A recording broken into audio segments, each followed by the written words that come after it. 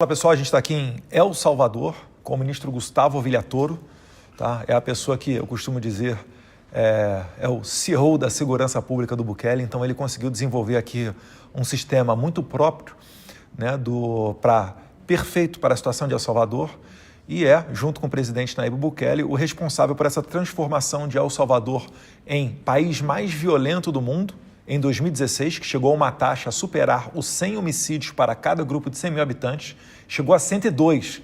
Você que está me vendo no Brasil, quando explodiu o índice de homicídios no Brasil, chegou a ultrapassar 30 esse número. El Salvador chegou a 102. Então eu vou conversar um pouquinho aqui com ele, né? Primeiro agradecendo, Gustavo Villatoro, muchas gracias por ter esta oportunidad única para que hablemos del que hablo yo, el milagro de El Salvador. ¿Cómo se pasó todo eso? Porque al menos que yo sé es que cuando empezó Bukele no tenía todas las herramientas para poner adelante su política de seguridad. ¿Cómo se fue esta historia del presidente Bukele junto con ustedes hasta lograr este momento que estamos hoy? Bueno, gracias Eduardo, es un gusto estar acá contigo, poder compartir un poco lo que tú llamas el milagro Bukele. Nosotros lo estamos viviendo día a día este milagro. Y sí, todo esto pasa por hacer una revisión histórica de lo que había pasado en este país después de la firma de los acuerdos de paz en 1992 y entender cómo pasaban los años, llegamos a 30 años de estar recibiendo recetas internacionales de cómo resolver este problema, administradas por un clúster de diputados, magistrados de la Corte Suprema de Justicia, que actuaban como marionetas de este sistema perverso. El Salvador, al igual que muchos países de América Latina, fue contaminado para mantenernos pobres y violentos. Y más allá de las leyes que ellos nos imponían, todo lo garantizaban con los diputados y los magistrados de la Corte Suprema de Justicia. Y nosotros naturalmente teníamos conocimiento de eso, supimos jugar los primeros años con los dinosaurios de la Asamblea y de la Corte, y empezamos a mostrar una verdadera intención política y ejecutiva de querer transformar este país y dejar en evidencia a la población, a nuestros hermanos salvadoreños, que no podíamos hacer más porque los dinosaurios que representaban a los globalistas no nos dejaban, de tal suerte que, como en todo Estado de Derecho, tuvimos que esperar las elecciones para que fuera el mismo pueblo salvadoreño el que expulsara a esa clase política, lo cual ocurre en el 2021, y nosotros también con ese pleno entendimiento, pero más allá de verlo como que si fuera una revancha, no era una revancha, era una acción que teníamos que hacer por el mandato del soberano, que al final es el que vota, el ciudadano salvadoreño. Entonces, en la primera sesión solemne de esa asamblea, ya con mayoría, el presidente Bukele, mayoría calificada, digamos que eran 84, en aquel entonces nosotros teníamos más de 60 diputados, por decisión popular, no por imposición de nosotros, por decisión de la gente. Entonces, los 4 años, primeros 4 años de Bukele, en el medio se pasó lo que llaman en Estados Unidos los midterms, que era una elección de medio de mandato. Ahí logró tener 60 y pico de 84 diputados. Correcto. Y aquí solo hay unicameral, ¿cierto? No es... Sí, es unicameral. Entonces, ¿qué pasa? Cuando tú interpretas la intención del votante, era, en principio, romper y llegar a tener una mayoría simple, calificada, no se podía. Y el único que rompió esa fórmula matemática que hicieron hace años los dinosaurios fue el mismo pueblo salvadoreño, porque no estaba diseñado para que el 70% de la población votara a favor de un partido político. Entonces, entendiendo ese mandato de la población, es que en la primera sesión y como primer acto se destituyen a los 5 magistrados de la Corte Suprema de Justicia. Total de 5, todos los 5 afuera. Los 5 afuera, el fiscal general que siempre había sido negociado entre izquierdas y derechas, que son las decisiones que el pueblo estaba esperando, porque era lógico que nosotros, sin un fiscal general pro Bukele, no, pro país, no íbamos a emprender una guerra, que era lo que teníamos que hacer. Tampoco lo íbamos a lograr si manteníamos a esos 5 dinosaurios de la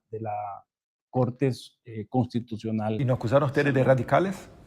Claro, te imaginas los globalistas, los que se ofendieron, pero ellos tuvieron 30 años para dictar las políticas de este país, nunca le resolvieron el problema al 97% de la población, ellos solo gobernaban para su 3%, y ese 3% eran esas instituciones internacionales, algunas ONGs, y eso al final, Eduardo, es lo que permitió empezar esta transformación histórica en materia de seguridad, y que ellos ahora lo único que les queda es atacarnos, y se han inventado todos los cuentos posibles para, digamos, impactar las políticas, pero lo cierto es que nosotros gobernamos para los salvadoreños y el 98% de los salvadoreños respalda al presidente Nayib Bukele, respalda las políticas en materia de seguridad, y sobre eso, y en este país soberano e independiente, ellos, ninguno tiene nada que decirnos, y a nosotros nadie nos va a decir cómo vamos a cocinar nuestra comida. Seguramente. No, yo me quedo, es increíble, yo tengo 41 años, nunca he mirado una democracia occidental en cualquier parte del mundo, una aprobación con un presidente, una reelección lograr 84%, y increíble. ¿Y cuántos tienes ahora parlamentarios y cuántos son de base de Bukele? Ahora también tenemos, se redujo,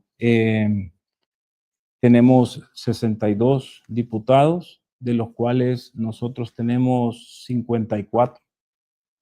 Seguimos. Encima más cualificada, mayoría, sí, increíble. Sí. Entonces, pero eso es lo importante de hacer políticas públicas que realmente descansen en la población. Yo siempre lo digo, nuestra política en materia de seguridad no está escrita en ningún lado, pero gracias a Dios la andan 6 millones de salvadoreños.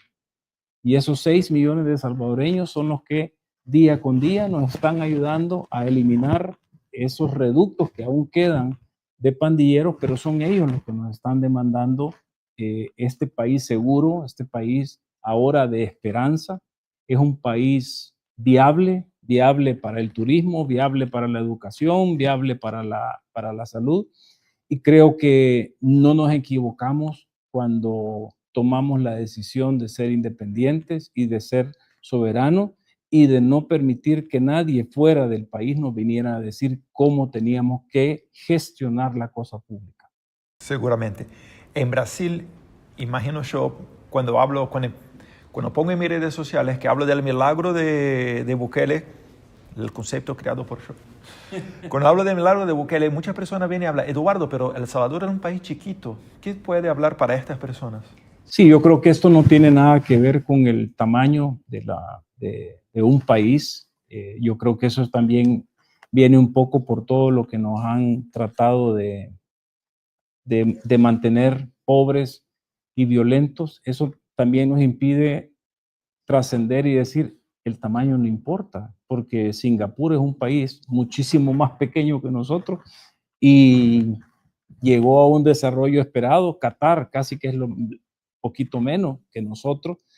Es decir, no tiene nada que ver el tamaño con la riqueza, pero tampoco tiene nada que ver el tamaño con la aseguranza, porque tú me puedes decir, mira, en Brasil nosotros podemos caber como El Salvador más de 140 veces, puede ser, ¿ya? 20.000 kilómetros cuadrados contra más de 200.000. Desconozco el dato exacto, pero tenés mayor capacidad de presupuesto, tenés más policías, tenés más recursos para poder enfrentar, pero cuando ni siquiera podés controlar una favela, entonces tu argumento de que nosotros sí podemos porque somos pequeños y tú no puedes porque somos grandes se cae, porque ni siquiera una favela es segura en Brasil. ¿Ya? Entonces, no es del todo cierto que el tamaño. A ver, esto no va de tamaños. Esto va de contaminaciones, de leyes perversas que nos han metido a toda América Latina y que haber descifrado toda esa maldad que hicieron sobre América Latina, nosotros lo hemos dicho, no éramos el objetivo de estas leyes. Posiblemente eran ustedes, países grandes, con demasiada riqueza. ¿La aprobaron en América Latina la fórmula? No, ya lo habían hecho en África. O alguien, tú te puedes explicar cómo África, siendo un país un continente tan rico en recursos, en petróleo, en oro, diamante, fauna, es pobre. ¿Quiénes lo hicieron así? ¿Ya? Es la misma receta que nos aplicaron acá, pero nosotros vamos en sentido contrario, no es en razón del tamaño, es en razón de qué entendimiento tenemos de cuáles leyes son las que tenemos que tumbar y a qué actores políticos son los que estos globalistas siempre truncan y siempre tienen el candado en las asambleas o congresos y en la Corte Suprema de Justicia. Yo me acuerdo de una llamada que Bukele la tornó pública cuando habló con el recién electo presidente de Argentina, Javier Milei, cuando habló que su principal desafío sería no poner adelante su política, sino que lograr vencer a aquellos que iban a intentar bloquearlo. Y este es 100%. Como hijo del presidente de Brasil, lamentablemente en Brasil no tenemos una elección de medio termo, pero puedo garantizar que el más grande desafío de un presidente en Latinoamérica sí es bloquear a aquellos que intentan bloquear a vos. Pero hablando un poquito de Río, en Río en este momento, además después de una gran operación policial, donde al menos 120 criminales fueron justamente neutralizados, hay en Río, ahorita mismo, está pasando la difusión de un crimen, que es un crimen de extorsión. Sí. Normalmente los criminales de Río ganan mucha plata con el tráfico de drogas, alquilando armas para asaltantes de bancos y cosas así, pero ahora se empieza una modalidad criminal muy fuerte que se van a las tiendas, comercios locales normales y hablan desde ahora adelante tiene que pagar 5, 10 mil dólares para nosotros porque estamos garantizando su seguridad o que sea.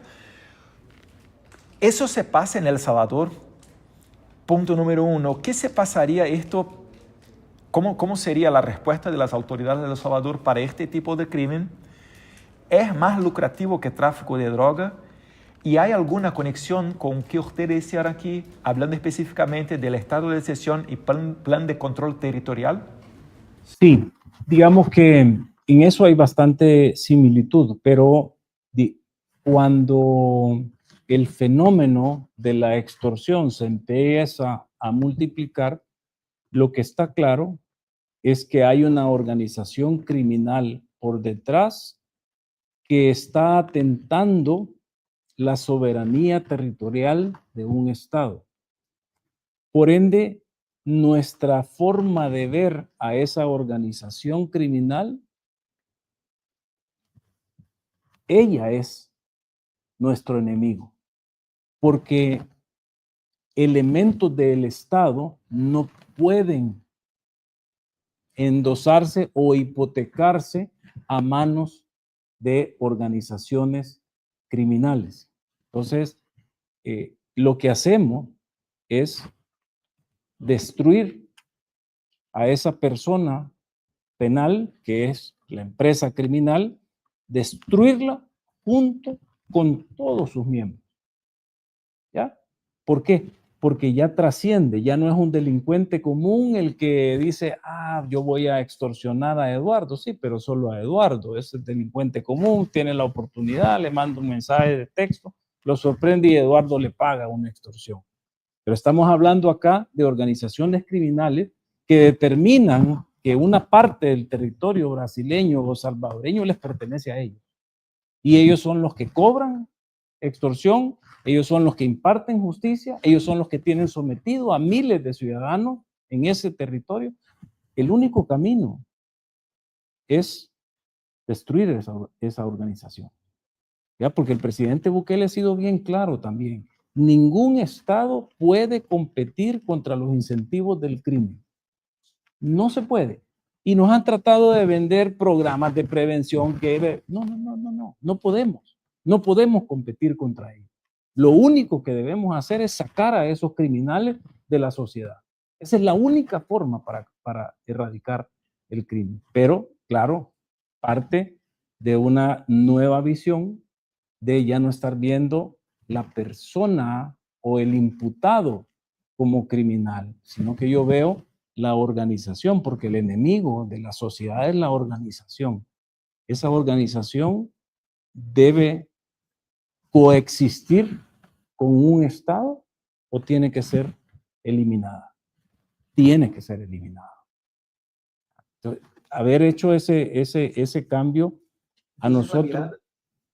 La mirada entonces no es para el criminal, la persona del criminal, sino que si se pasa una conexión con esta empresa, organización criminal, y ahí empieza con penas altísimas, ¿sí? Claro, eso es lo que nosotros aprendimos porque pasamos pretendiendo aplicar un derecho penal diseñado para delincuentes comunes, usarlo para destruir organizaciones criminales. Fue un desastre. Y no solo un desastre por la frustración del fiscal, fue un desastre por la cantidad de vidas que nosotros perdimos por sentarlas a declarar a personas comunes como víctimas o como testigos en contra de una organización criminal. De las 125,000 homicidios que estas organizaciones cometieron en los últimos 20 años, el 40% nosotros como Estado mandamos al pelotón de fusilamiento a esas personas. Porque el diseño del derecho penal común no es para enfrentar a estas organizaciones. Entonces, ¿qué pasa? Cuando ya tú creas una pena por pertenecer a una organización, en este país la pena mínima es de 20 años por pertenecer a una organización. No importa qué esté haciendo, si está en colaboración, empieza con 20 años. Es igual que comprar una franquicia. Si tú compras una franquicia de cualquier marca, compras todo. El que entra a una organización criminal, compra todo. Compra los homicidios que cometieron, compra todas las extorsiones que cometen, compra todas las armas, compra toda la droga que trafican. Por ende, si es parte de la organización, tiene que responder. Y cuando el gobierno Bukele logró tener las herramientas, ¿empezaron por los más grandes, por las maras, por las pandillas más grandes, o empezaron desde abajo con el criminal más simple para después subir hasta llegar, como hablamos en Brasil, en los cabecillas? No, yo creo que esto ha sido una de las estrategias del presidente Bukele, que también lleva un entendimiento soberano de qué es lo que se gestiona. Se gestiona un país, se gestiona un Estado. Entonces, si tú vas a utilizar todas las armas y todos los hombres de bien de un país para luchar contra organizaciones criminales que representan la oscuridad, entonces tienes siempre que empezar con el más grande. No se juega como Estado luchando primero contra el pequeño. Primero es contra el más grande, porque estás jugando como Estado y tenés que legitimar tu accionar. Un Estado no está diseñado para andar, como decimos acá, entendiéndose con los criminales de menudistas. ¿Ya? porque el principal enemigo de nuestras sociedades en América Latina no es el delincuente común, que no digo que no haya, claro que hay crímenes comunes, pero los que tienen el monopolio criminal son las organizaciones criminales. Entonces, de 10 que tengas, ¿cuál es la más grande? Entonces, esa es la que hay que neutralizar primero, porque puede ser que no llegues nunca a la 10 se pueda diluir porque no va a pelear con algo que tuvo la capacidad de derribar. Imagínate nosotros. Nosotros no eliminamos a la MS. Eliminamos a un gobierno criminal paralelo que era más efectivo que el gobierno que los hipócritas globalistas llamaban de derecho y que no les generaba ningún problema. ¿Ah? Iniciamos una guerra contra un Estado criminal y posiblemente el más exitoso que el mundo ha conocido. Lo que pasa es que por nuestra mente no entendemos que, imagínate que nosotros ni siquiera los llamábamos terroristas. Porque claro, en nuestra mentalidad de mendigos, los terroristas eran ISIS, Al-Qaeda, porque eran lo que los países del primer mundo hablaban. Y nosotros con estos terroristas acá, ¿cómo se le puede llamar a alguien que para ser parte de una organización criminal tiene que matar al menos a 10 personas? Es un terrorista. En el mundo normal, romántico del derecho penal, le puedes decir asesino serial. Sí, pero estos no son asesinos seriales comunes. Estos pertenecen a una organización que tiene el monopolio y la capacidad de imponer sus reglas en un territorio. Esa es como un poco la diferencia en la óptica de lo que El Salvador está haciendo y que le está demostrando al mundo que no se puede combatir organizaciones criminales utilizando las leyes penales que aquí en América Latina están diseñadas para enfrentar a delincuentes comunes, no para enfrentar a organizaciones criminales. Entonces hay todo un procedimiento de tribunales específico para estos criminales, de estas organizaciones, presidio para ellos, ¿sí? Diseñamos todo el ecosistema, si se puede llamar.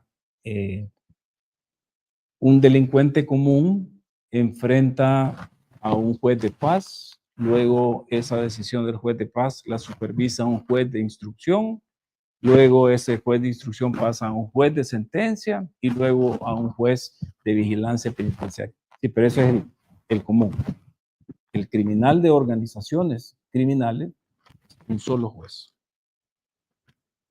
Y solo hay dos tipos de cárceles. Cárceles de pandilleros y SECOT.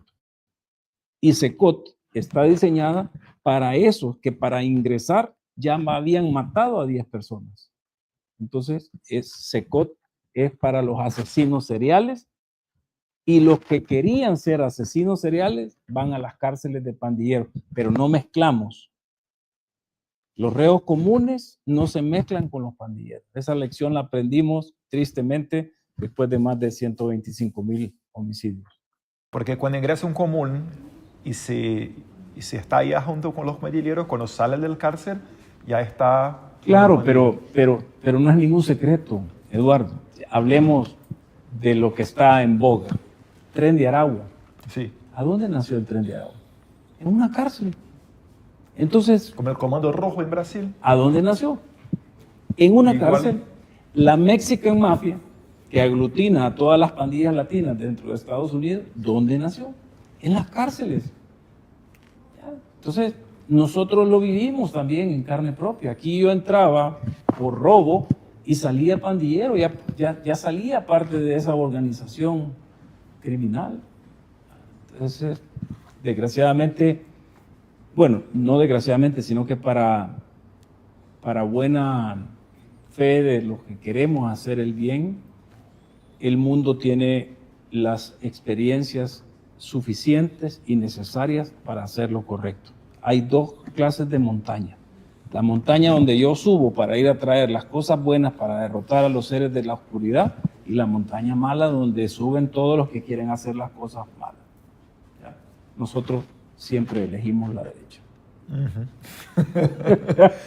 Ministro, yo me gustaría quedarme aquí unas 50 horas más, Pero tenemos tiempo y otra cosa también para hacer y también para no copiar todo su trabajo aquí en el ministerio.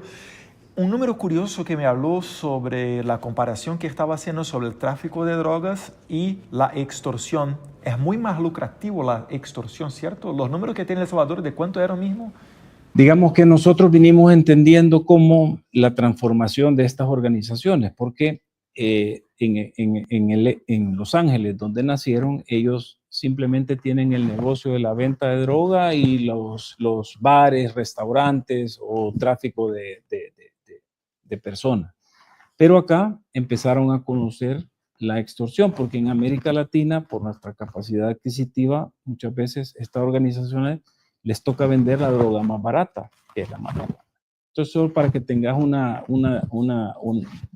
parámetro, ellos generaban con la venta de droga $200 millones al año, pero en extorsión ellos recaudaban $2,000 millones al año. ¿Ya? Por eso es que el control del territorio para ellos se volvió algo tan importante.